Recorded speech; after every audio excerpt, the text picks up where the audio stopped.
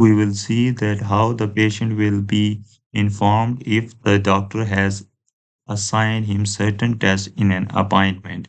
Once the doctor has confirmed the appointment, he can assign the patient with a number of tests.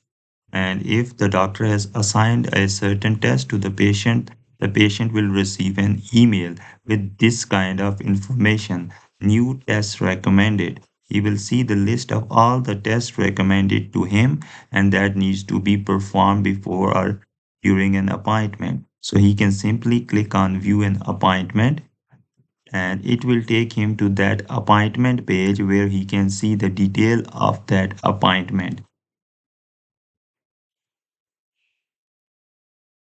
Here on this appointment detail page, he can see all the detail. For example, he can see the symptom that he have put in, the questions and the answers that he has given while booking the appointment. And these are the tests that is recommended to him by the doctor. Then he can use different devices to perform these tests with the help of the mobile application. Thank you.